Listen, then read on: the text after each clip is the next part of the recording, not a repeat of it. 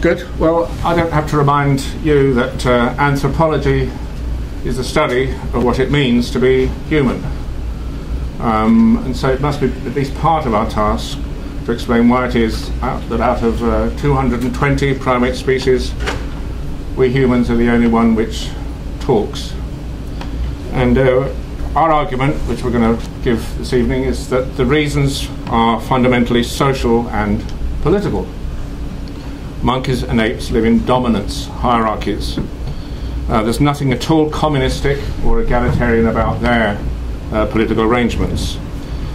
Whereas we humans, we evolved as hunter-gatherers, assertively egalitarian hunter-gatherers.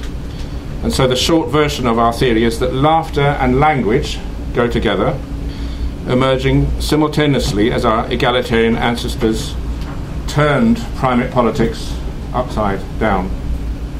So if you live in a despotic dominance hierarchy, you win status and reproductive success by Machiavellian strategies of cheating, deceiving, and opportunistically making and breaking alliances. And above all, you need double standards. Don't apply the golden rule. Don't treat yourself the way you treat others. And so you get this striking disconnect between what you know yourself and what you want others to know, and what you want to whether you want to help others know what you're thinking, what your intentions are. And in all non-human primates, this translates as the almost total disconnect between cognition and communication. Non-human primates have rich conceptual capacities, but from a human standpoint, they seem strikingly bad at communicating their thoughts to one another. So we want to work out how to explain this. The human tongue, lips, jaws and teeth, they're known by linguists as the speech articulators, and these have obvious primate counterparts.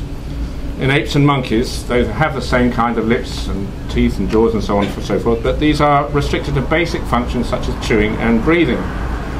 They don't do communication, and in fact when a monkey or ape emits a scream, it doesn't use the tongue at all. And this is, of course, for humans, when speaking, this is the prime articulator. We call languages tongues for a very good reason. So Klaus Lévy-Bruhl, with his colleagues at St Andrews, he's done more than perhaps anyone to explore to the limit what flexibility there is in non-human primate vocal communication. Yet even they conclude that non-human primates have, and this is their words, little control over their articulators, being curiously limited, showing little evidence of cognitive flexibility and creativity. Like almost everyone else currently specializing in the evolution of language, Lévy-Bruhl describes these monkey and ape expressive limitations as deficiencies.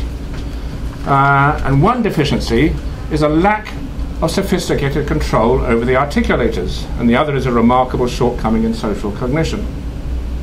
So if you ask any academic who's been studying these sorts of issues, they'll tell you that a genetic mutation for sophisticated tongue control would have obvious communicative advantages for any evolving bipedal primate at some point during human evolution. They all assume one or more genes must have connected cognition with communication by establishing full cognitive control over the tongue. Well, let's think for a moment. Volitional control can't really be the deciding factor. It's not at all unusual for a mammal to open or close its jaw while calling or screaming. They also move their lips around. And the vocal anatomy of big cats, lions, tigers, jaguars and leopards corresponds so closely to our own that we might almost imagine that lions could talk. Yet of course they don't. That's a point made by Tecumseh Fitch, that the vocal anatomy looks remarkably like our own. But most relevant of all, any ancestral hominin must always have had volitional control over its tongue. If you couldn't control your tongue, you couldn't swallow your food properly. No ape or monkey has an inflexible tongue. But here's the rub. When the animal needs to communicate a thought, it leaves the tongue out of it. In other words, it's got that marvellously flexible organ there in its head, but it doesn't use it. It's this obvious fact which keeps getting overlooked. What have these animals got against the tongue? In our view, this is what needs to be explained. And now I think, is it over to you? No, you carry on. Oh, I carry on. We've just got a different slide. Right, okay. So, well, who are you going to believe, me or your own eyes? This is the attitude that primates have. They want to be sure that the message they're getting is reliable. So this is Darwinian signal evolution theory, and these Darwinian theories have a very good explanation for this failure to use the articulators. When responding to signals, apes living in the wild prefer direct sensory evidence over unverifiable claims. If you're intentionally manipulating the signal, playing around with it as you like, why should anyone take the signal seriously? Why should anyone believe? In a Machiavellian world of rivalries and conflicts, it's the hard to fake body signals, the steady or shifty eyes, the beads of perspiration, these things that you can't control, that for that reason carry a conviction. The more flexibly tongue-like the signal, the lower its chances of being accepted as either reliable or worth responding to, and so the less likely it is to evolve for communicative functions. So it all boils down, in our view, to this question: to tongue or not to tongue? Groucho Marx put it in his own way when he asked this question: who are you going to believe, me or your own eyes? If the tongue is flexible, that makes it correspondingly unreliable. And in confirming this pattern, modern Darwinian signal evolution theory backs up Groucho Marx. Mistrusting one another's scheming Machiavellian minds, primates ignore the tongue, preferring the evidence of their own eyes. And another slide. It's different when both sides, signaler and recipient, are up close. So here we have two chimps up close to each other, and manual gesturing can then be cognitively controlled and flexible. So we might say, why, if they can control their manual gestures, why doesn't the same apply to their vocal signalling? What are the overriding evolutionary constraints apparently acting across primate communication in general, which so strikingly limit flexibility in the use of sound? So again, our argument is that the decisive factor is trust. Sound carries over distances, it goes around corners, it works in the dark, and doesn't require receivers to be facing the right way. Sound can focus attention on an urgent message. On hearing an anti-predator alarm, listeners must respond quickly with a reflex action, accepting the message on trust. But when you can't see who's making that sound, it makes it harder to judge how reliable it is. And so to be safe, non-human primates respond preferentially to audible sounds which just cannot be manipulated or faked. So when addressing the origins of language, much as economic anthropologists address the origins of money. In either case, the key ingredient is trust. Where does that come from?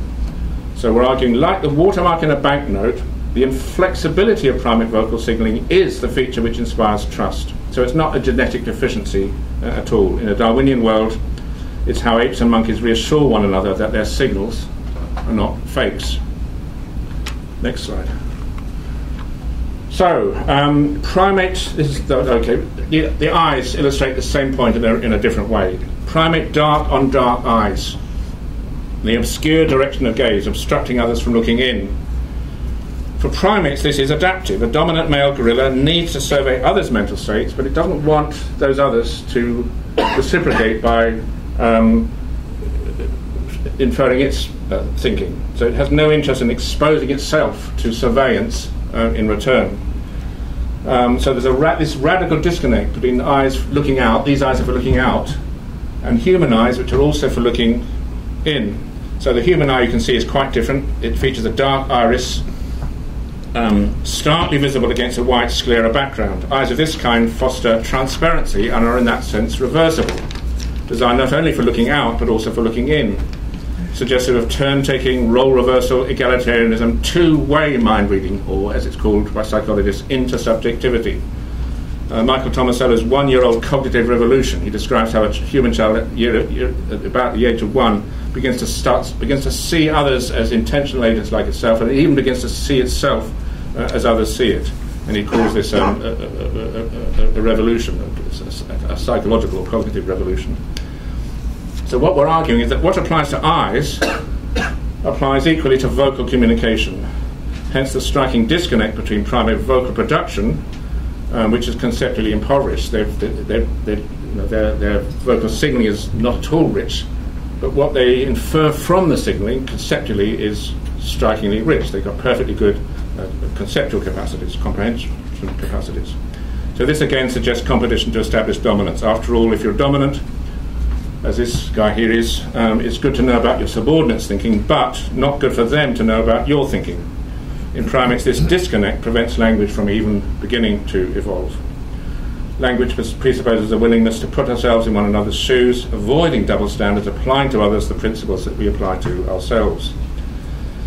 Okay, and then the next slide, sorry, Jerome, yeah. So, I mean, we're just looking at this is a repertoire, Jane Goodall's repertoire of the different vocals, signals of chimpanzees.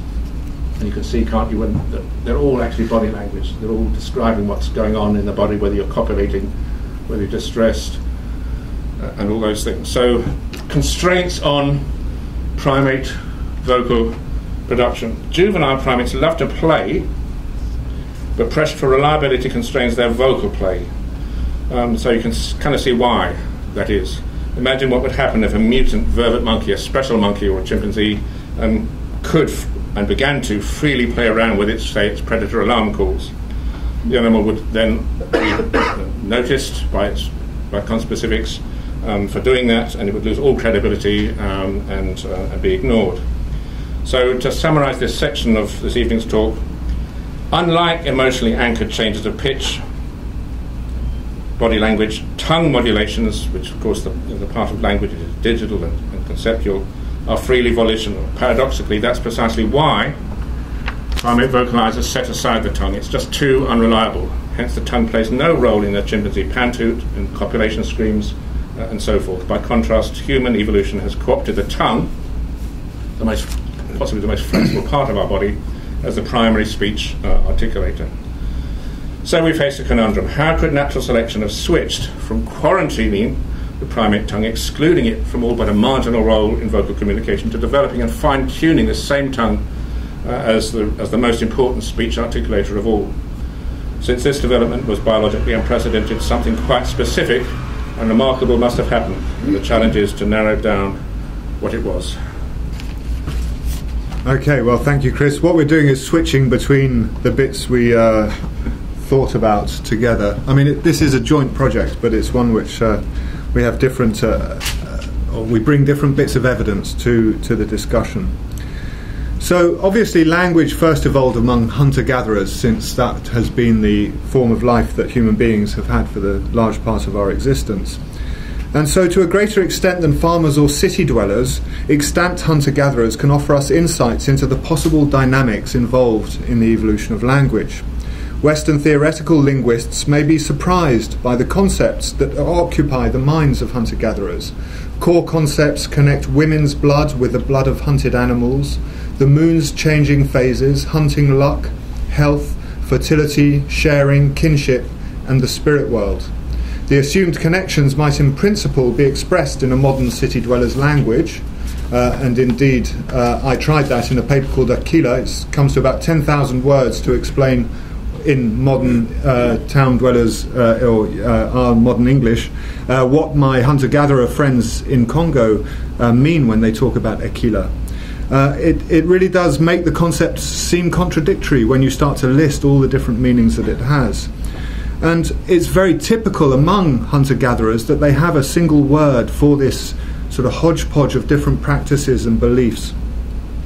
Among the Mbengele and the Baka, it's called Aquila. These are pygmy groups in Central Africa. Among the Mbuti, who are 1,000 miles to the east, they call it Ekeri. Among the Hadza, it's called Epime. It is similar concepts also exist beyond Africa. So, for instance, in Southeast Asia, the Chewong call it Punen, and they have a whole set of activities and beliefs around Punen. Among the Batek hunter-gatherers in Malaysia, you have Lawak. In Australia, the rainbow snake is or was the imagined synchronization of women's blood flows with the equally sacred blood of kangaroos and other game animals, and it resulted in a wet-dry alternation that was responsible in turn for switching the weather between sunshine and rain, dry seasoned and wet. And the San concept of no is very similar to this Australian one in linking the blood of women with the blood of animals and changing weather. It's a very sort of odd logic. But if we stumble to comprehend the logic, it may be because, as Heinrich and his colleagues have pointed out, pointed out, our horizons are confined to those of an exotic group, namely people from Western educated, industrialized, rich and democratic or weird societies. To connect back to the origins of language, we need to escape from this weird position. In his groundbreaking book, Women, Fire and Dangerous Things, the linguist George Lakoff warned us not to expect indigenous categories to match the way Western science carves up the world. Hunter-gatherers' semantic meanings arise out of metaphors which make sense in the light of their reproductive subsistence and other strategies, not ours. If cross-cultural uniformities are discernible, if the underlying syntax of hunter-gatherer ritual and myth largely resists historical change, it's not because these patterns are fossilized survivals. Rather, if you're living by hunting and gathering, such cognitive strategies are good ways to respond to and interpret the world. The solutions arrived at by successive generations of hunter-gatherers may be thought of as optimal responses, evolutionarily stable cognitive and practical strategies, shaped by challenges likely to vary only within a limited range. In what follows, we're going to focus on ethnographic data from Africa. Following Alan Barnard, we regard hunter-gatherers from this part of the world as offering a better fit to the conditions of modern human social origins than those from other continental regions. James Woodburn analysis of the shared cultural traits across the world's hunter-gatherer societies shows that they're either immediate return or delayed return. With a particular focus on the simplest of these systems, immediate return societies, he elucidates a set of social practices that are shared across these assertively egalitarian hunter-gatherers. Economic relations are egalitarian through procedures that impose sharing, called demand sharing, or anyone with more than they can immediately consume, which prevents saving and accumulation, which can then be used to exert power over people who don't have. People are systematically disengaged from property and therefore from the potential for property to be used to create dependency. Each member of such a society has direct individual access to the resources on which they depend for their survival, to the means of coercion, and to freely move where they want. Such societies are politically egalitarian since no one can coerce others to do their will. People who brag or try to assert themselves are mercilessly teased, avoided, and if they persist, they may even be exiled. Such societies include some pygmy groups in Central Africa, the Aka, Baka, Bayaka, Biaka, Efe, Mbenjele, Mbuti, and so on. Hadza in Tanzania, some San groups in Namibia and Botswana, several groups in India such as the Andaman Islanders, the Hill Pandaram or the Nayaka, and in Southeast Asia the Agta, Batek, Manik, Penan and others. This worldwide distribution of immediate return traits among indigenous hunter-gatherers suggests that such social systems are likely to have great antiquity. Indeed, Whiten and Erdl, in a paper from 2012, described this remarkable set of similarities as the human socio-cognitive niche. Since primates demonstrate some related capacities, it's possible to make inferences about the ancestral cognitive foundations on the basis of which 5 core components distinctive to humans have evolved. These are 1. Egalitarianism, 2. A gendered division of labour, 3. Two-way mind reading, also known as intersubjectivity, 4. Language, 5. Cultural transmission. This social, cognitive and behavioural complex allows a human hunter-gatherer band to function as a unique and highly competitive predatory organism. The greatest number of contemporary hunter-gatherers in the world, estimates range from between 100 to 500,000 people, inhabit the forests of the Congo Basin. By combining linguistic material, culture and genetic evidence with the paleoecology of the region, Baucher concludes that the ancestors of today's pygmies began populating this area 40 to 30,000 years ago, when the forests were expanding. As the forests subsequently regressed, these groups became isolated in forest refuges, leading to the genetic and linguistic diversity that's found amongst them today. Baucher tabulates his observations of cultural similarities and differences between these pygmy groups, stretching from east to west across this huge area of the Congo Basin. In particular, yodel and polyphonic music are consistently associated with hunting and gathering, with forest mobility, camps made of leaf and liana huts, woven-handled axes, and an egalitarian political and social and economic order. And I'm just going to play you some of this music because it's very distinctive.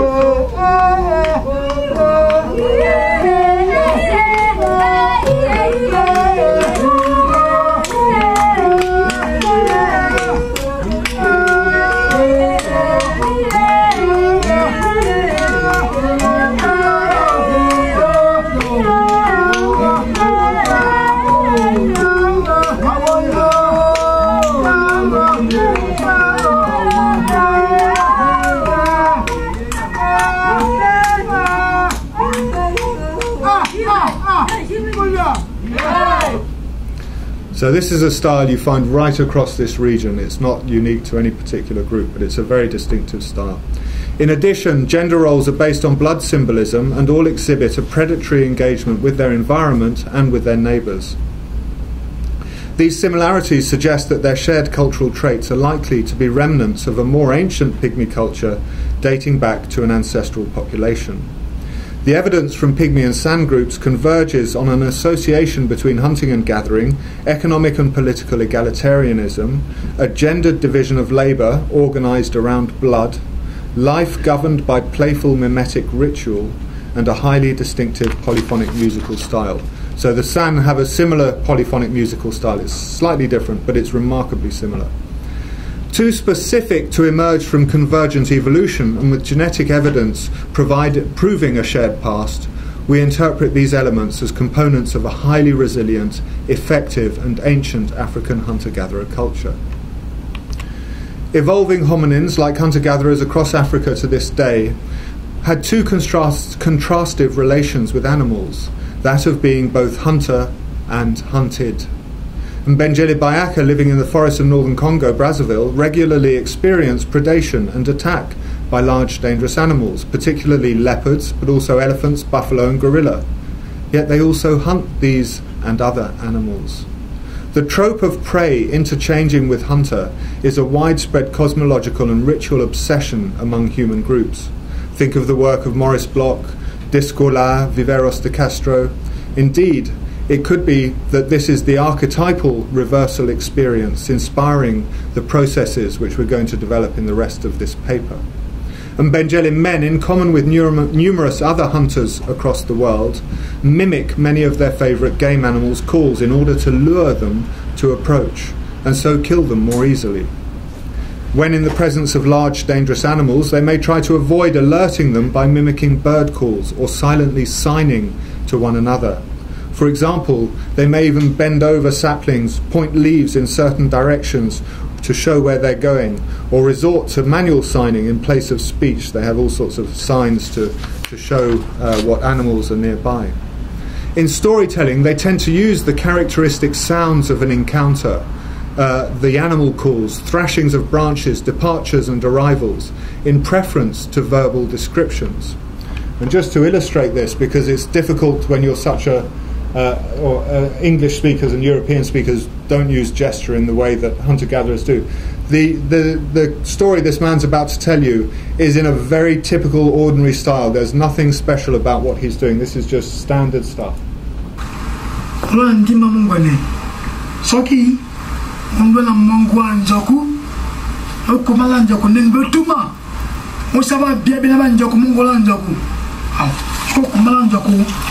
Aondoa mbembo na maka mangwai nyoko sikuwa kakabuli hota mungu ya jamu bumbu angwe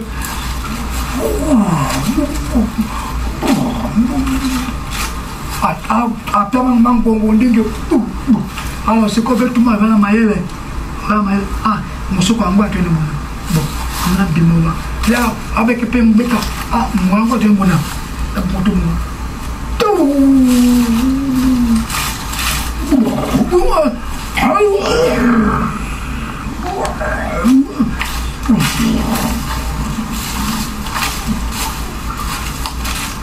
Alors, je crois, c'est là qu'il va comme une balle.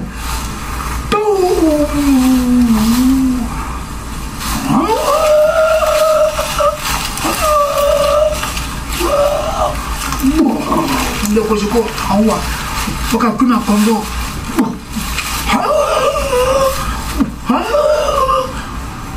wakasonga di makumangwai.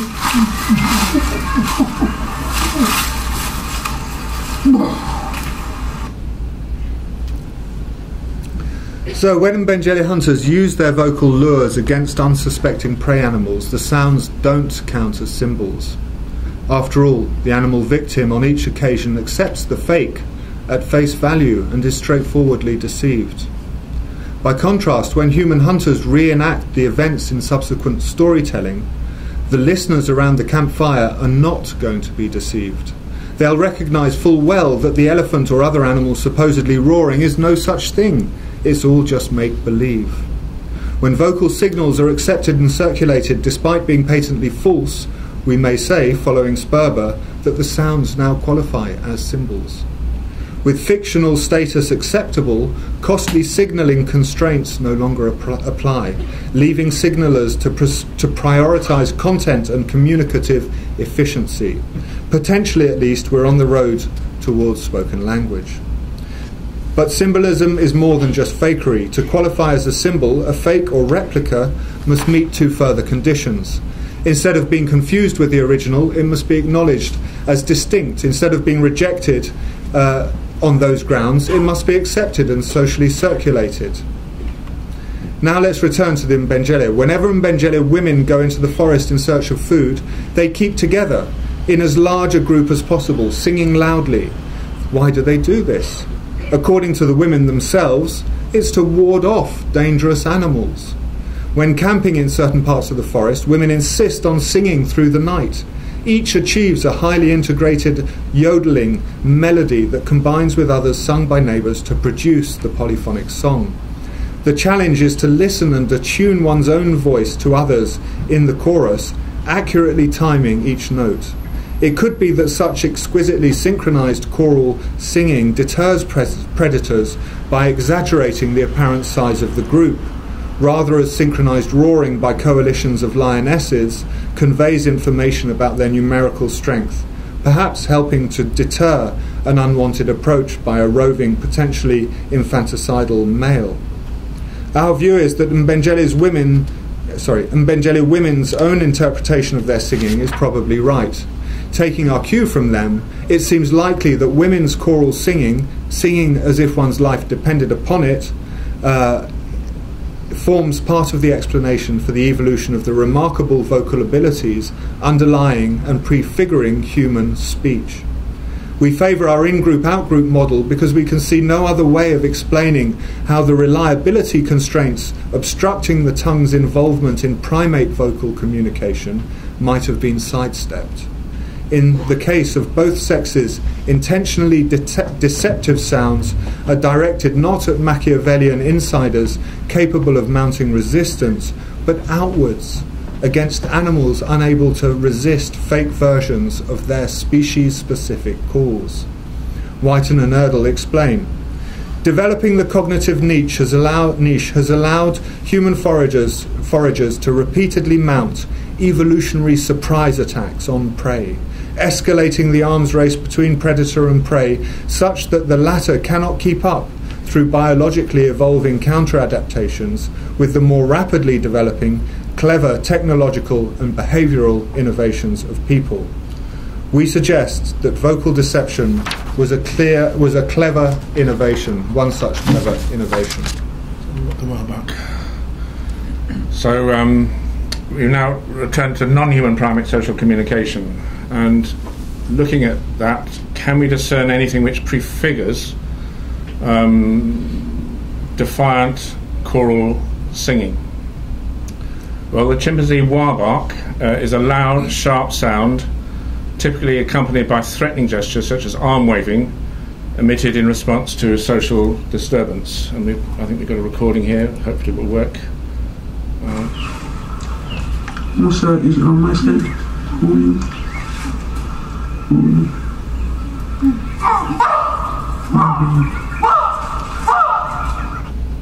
So they've seen a snake, and they use the wah bark, which you heard there, to warn each other about that and very likely to, I don't think snakes have got very good hearing actually, but mostly these warbucks are directed at the threat. So Jane Goodall explains, the warbark is the comment so often interjected by bystanders during a conflict between others. So when there's a fight breaking out, so supposing some male's attacking a female, for example, all the other females will start to warbark. And the sound usually indicates, says Goodall, sympathy for the victim. During a male attack on a female, other females present frequently provide a running commentary of warbarks until the incident is ended. Often when the victim of aggression becomes suddenly bolder after the event, as when he receives the support of an ally, or as the aggressor displays away his screamings, change to defiant warbarks. She says that the warbark suggests an element of kind of normativity, as if there's kind of a collective moral force behind these barks. Well, Christopher Boyden examined several hundred hours of videotape recordings of warbarks in the wild, concluding that they tended to be given by subordinates expressing hostility to their superiors from a safe distance. And interestingly, the barks used by females toward badly behaved males are internally redeployed versions of the very same mobbing calls used to intimidate external threats such as pythons, as we've just heard. So to summarise, what's interesting here is how one and the same signal, the warbark, fluctuates and changes in sound and meaning as collective emotions and political circumstances undergo change. So, where do the hunter-gatherers say it all started? Hard as it may be for us to appreciate the reasoning, hunter-gatherers across Africa assume gender segregation as the primordial human situation. Myths are not science in the Western sense, but as variations on stable themes, they can be richly informative. Richly informative about long-term historical continuities and processes of cultural change. Here is a creation myth, in this case from the Mbengele hunter-gatherers of the forests of northern Congo. In the beginning, the two sexes lived apart. The women caught fish and collected yams, while in a distant part of the forest, men hunted elephants and climbed for honey. Neither sex knew of the other's existence. To make girl babies, the women danced a jengi, a fertility spirit. In the meantime, far away, the men would copulate with mapumbe, these rather weird fruit of a tree. They've got actually a calabash hard-like shell with a white, sort of creamy interior. One day, Toli, the men's elder, was walking upstream when he noticed a piece of wild yam floating by. Only humans prepare wild yams by washing them in a stream. So he said to himself, people must be up there. He walked on. Eventually he heard voices. Approaching stealthily, he observed a new type of people dancing a jengi. Babies could be seen falling from the spirit's raffia clothes. Amazed, Toli returned to the men's camp, recounting all he'd seen. In disbelief, the men insisted on seeing with their own eyes. Next morning, they set off, each carrying a parcel of honey. As they approached the women, they heard singing, surrounding the females as if hunting wild pigs. Each grabbed one for himself, beating her with honeycomb. Struggling at first, the women soon tasted the honey. That's good. Who are these people with such sweet things? They exclaimed. Back at the women's camp, everyone enjoyed sex, the men abandoning their mapumbe fruit. Later, the women hid in the forest and secretly danced a jengi. On discovering this, the men seized a jengi for themselves. To this day, by monopolizing a jengi, men have obliged women to come to them for sex in order to have children. Well, that's the men's version of the creation myth. In the women's version, Toli is now a woman and actively leads the men to her camp. She went to find the men. She entered their camp. When they saw her, their men all got erect penises. She had sex with them and told them about her friends back at her camp.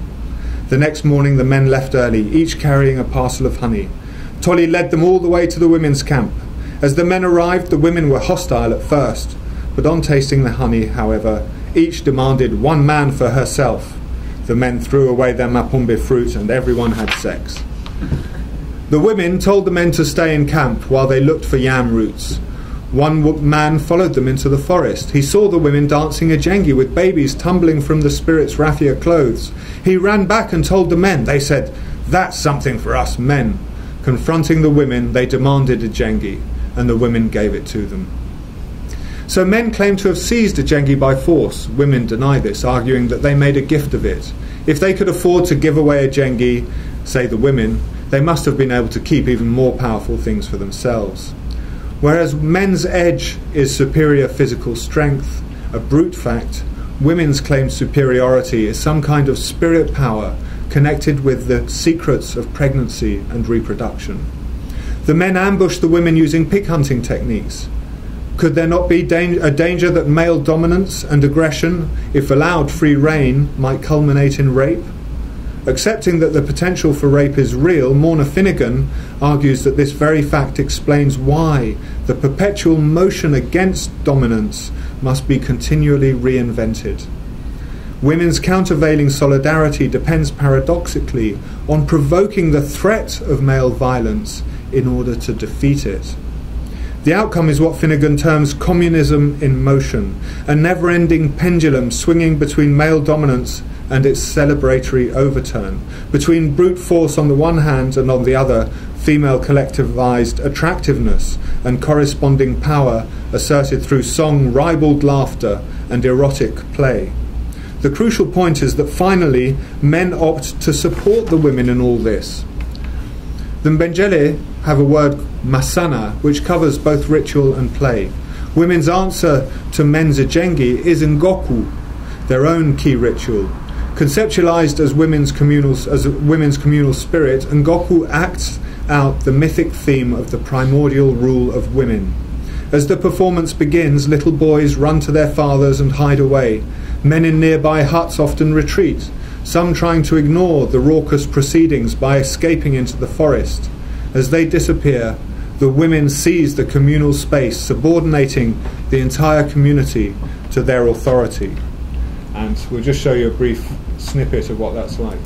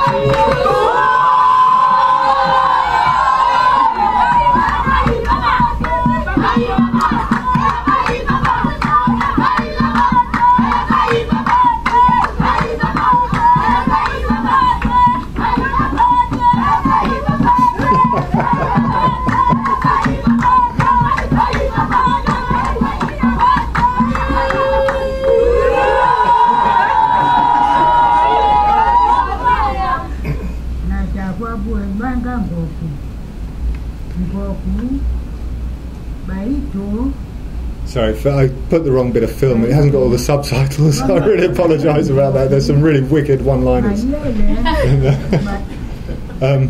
And without the subtitles, you won't. So, I mean, one of the things, for instance, there were, he's come too soon, and they've got the wobbly penis dribbling semen. The girls trying to have sex, they're saying, he can't get it in, he can't get it in. Talking about men who can't get it up. So it's sexually educative at the same time as very clearly making men feel vulnerable about their weaknesses, even despite their brawn. In certain situations of supreme importance, they are unable. So, for instance, they may sing Doto Badie e Be, old men are no good, we like young men. Or their testicles are broken. The vagina always wins, because the penis exhausts itself too fast. And they have other dances which are very eroticised. For instance, they'll all lie on their backs, rubbing their thighs together until they become frenzied and are lifted up from behind by an elder Ngoku initiate. And you saw the examples of beautiful young women having sex with other girls and just sending all the men who find those women desirable, but then they're doing what men should do, and all the sort of clashes it creates for the men watching these things.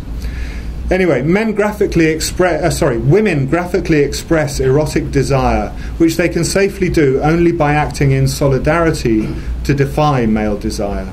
Their teasing occasionally provokes an angry male response. You may have noticed the two men. One was smiling and laughing, and the other didn't look very chuffed. And in fact, the one who didn't look very chuffed is one of those men who will often try and sleep around and do all sorts of things that the women don't approve of. Their teasing occasionally provokes an angry response, but no man would dare to interrupt the performance. Instead, he must wait until it's over and then, if he insists, confront his wife. This may be dangerous because he'll quickly be surrounded by other women ridiculing him and supporting her. In addition to being intrinsically enjoyable, Ngoku makes it more likely that as the pendulum swings back, subsequent relations with men will be on women's terms. So, do the men feel angry and humiliated? Not normally. They usually join in good-humouredly, eventually laughing at their wives' hilarious impersonations of themselves. These reenactments are displayed with such exaggeration and parody so as to provoke helpless laughter. In waging the battle of the sexes, then, women can afford to go the whole way, to the point of momentarily ruling over men. Men resist women's collective action, retaliating with impressive rituals of their own, but stop short of physical violence, insisting on victory only up to a point. Once satisfied, they draw back, minimizing sexual conflict and letting the pendulum swing back the women's way. So we're now turning to the significance of gendered reproductive strategies. Gregory Bateson understood the theoretical significance of play. Jerome's mentioned masana. The Bengali have the same word for play as for religious ritual or for ritual. But he understood the significance of play for the evolutionary origins of human symbolic communication.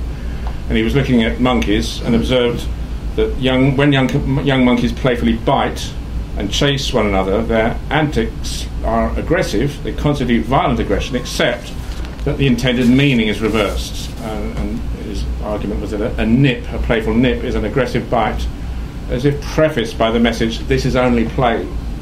The animal's preliminary play invitation, and sometimes with chimpanzees, for example, it might be adoption of a play face.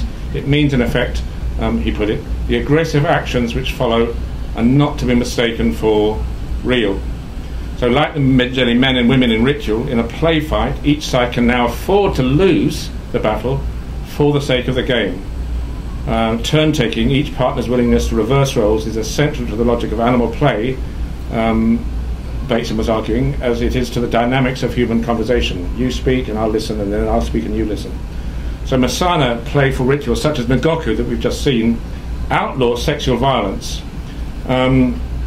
So liberating play from sexual conflict. So there is always a potential for sexual conflict, but these rituals prevent it from becoming bitter and irresolvable. So in humans, playfulness embraces sex. each gender taking turns to playfully dominate the other. Well, among primates, it's the other way around. It's sexual conflict which puts an end to play. So with primates, they may play when they're young, but as they reach sexual maturity, the play fights turn into fights for real, and everything stops. So as monkeys and apes mature, it's sex which most societally dispels the carefree atmosphere of their earlier years. Former playmates become deadly rivals, and conflict is endemic because in a fight over sex with monkeys and apes, you can't afford to lose. So ritualized play of the kind we've seen here actually pervades the very arena which in other primates, chimpanzees for example, leads recurrently to sexual violence. So among these and other African hunter-gatherers, as we've seen, sex no longer shuts down play. Instead, play, now scaled up as adult playful ritual, succeeds in transforming and pervading the entire arena of sex. The Medjedi word masana, as we've seen, means both play and ritual, and when we adopt a hunter-gatherer perspective on such things, it becomes clear how many of our intellectual difficulties stem from the manner in which Western science carves up the world. We think of play as completely different from ritual. We have completely different words and so forth, and we might do better to adopt hunter-gatherer categories and perspectives. So there were concrete reasons why it was evolving humans rather than other species that developed speech. So as they birthed increasingly large-brained babies, this is Sarah Hurdy's work, women faced heavier and heavier childcare burdens, prompting them to resort to cooperative childcare. No sooner had evolving human females got together to share childcare burdens than something else happened. Women began discovering the collective capacity to square up to dominant males, using their song-forged solidarity, which we now would recognise as ritual. So female coalitions could reject alpha male advances. Males are no longer competing in primate-style dominant submissive relations for sex, and we're arguing that it had to be women that did this. Men trying to do this would just reproduce the infighting typical of alpha male dominant strategies. Female-led resistance to dominance and sexual exploitation culminated eventually in reverse dominance, outlawing violence or physical threat as a viable reproductive strategy for males. Reverse dominance continues to assert itself through gendered ritual and other levelling mechanisms. So instead of dominance and submission, and among hunter-gatherers, social life was now based on cooperation and trust, and political and economic relationships on egalitarianism. So once sexual violence has been marginalised, trust can stabilise, and among trusting adults, imaginative play was then free to extend throughout life, increasingly embracing it and structuring its flow. And in our evolutionary model, mothers chorus together to protect themselves from predators, and develop rhythm and synchrony. Men hunted better by mimicking animals and so developing vocal flexibility. But in each case, vocal deceptions that are aimed at the outgroup become symbols when redeployed, abbreviated and conventionalized among trusting insiders. And we call this the reversal principle.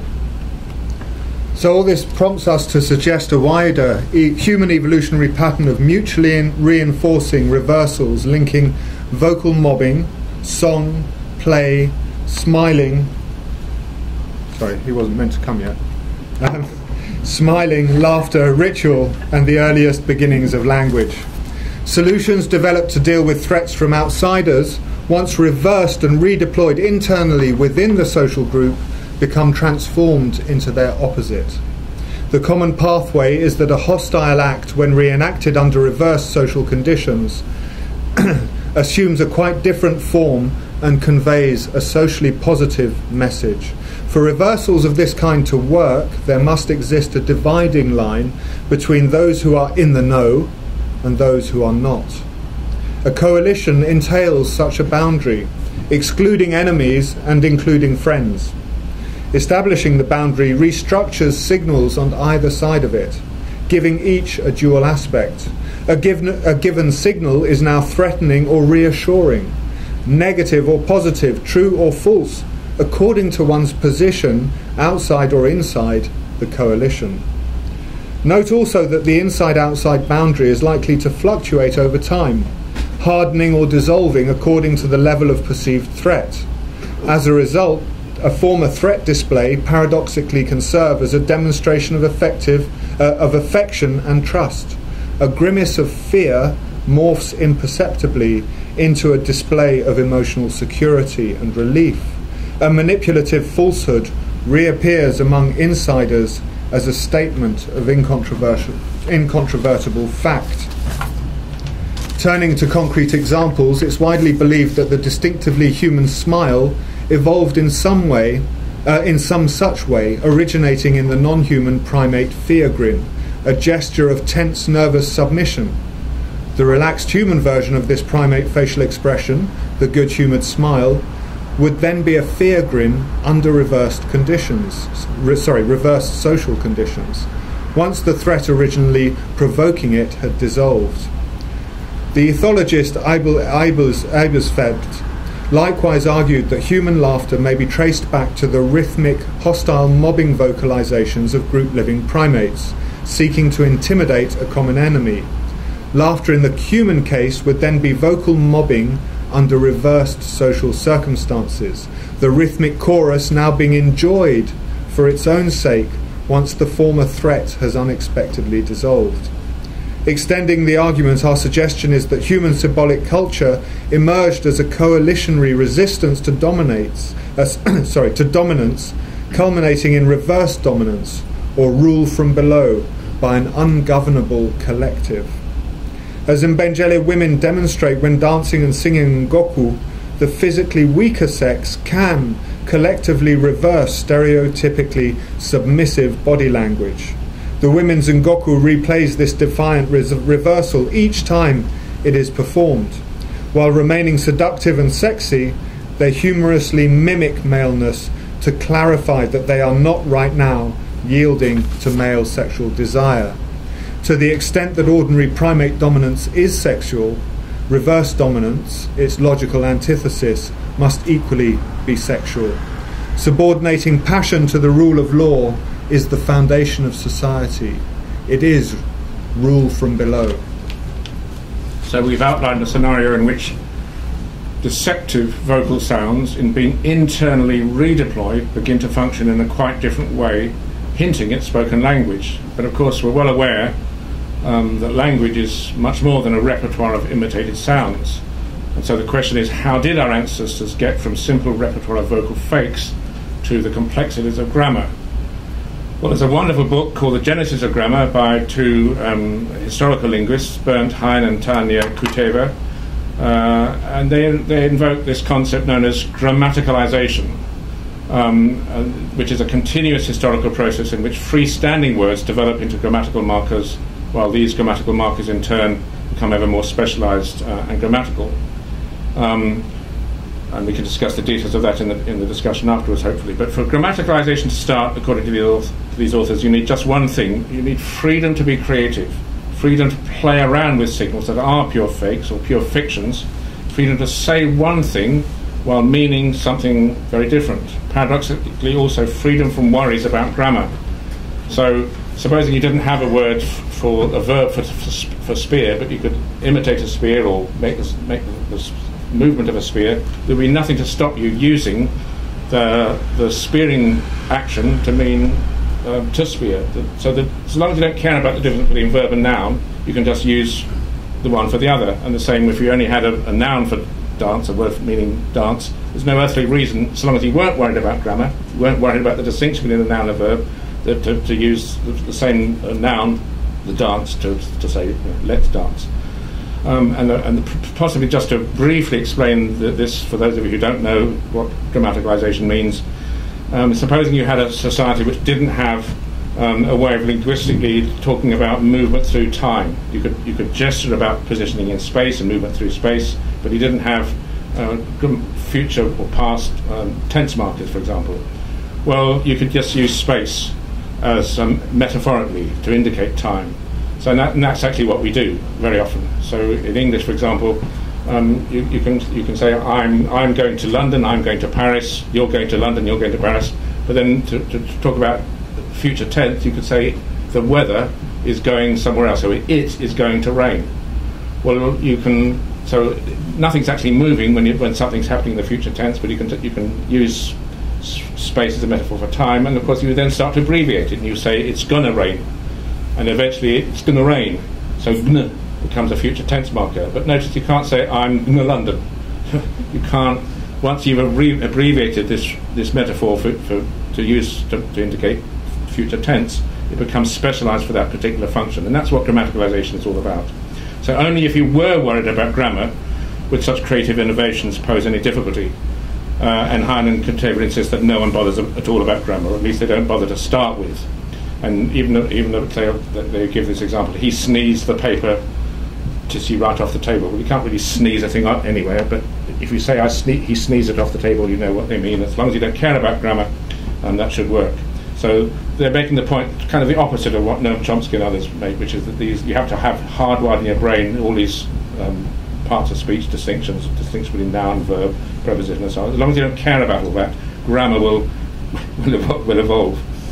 And over time, as the functions of words diversify, they become subject to subtle changes in the way that they can be deployed. Preferences become habits, habits become grammatical rules, and before long, unconsciously and collaboratively, the community will have constructed for itself a fully grammaticalized language.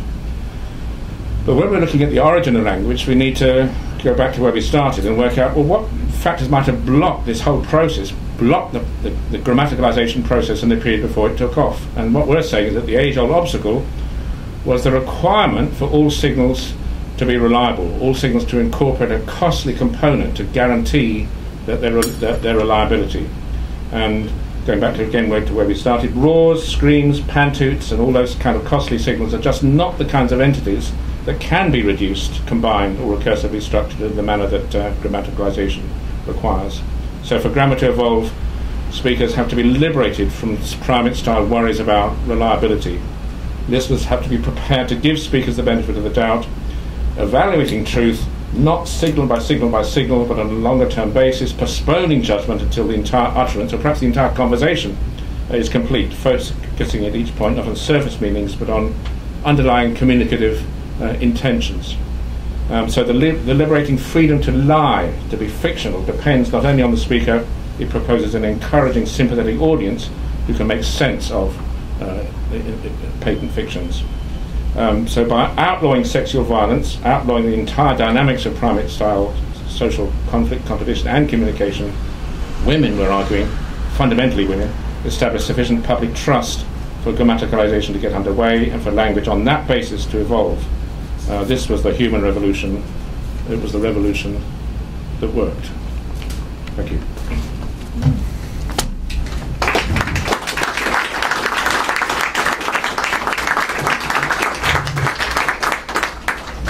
But this is just to say that this principle of reversal could be carried right down from politics, through the eyes, to the tongue, and right down to eventually to language. So none of these reversals, you get hints of those reversals in other primates, but the entire repertoire of reversal depended on this culminating reversal, which we call the human revolution, the triumph of reverse dominance over primate-style dominance.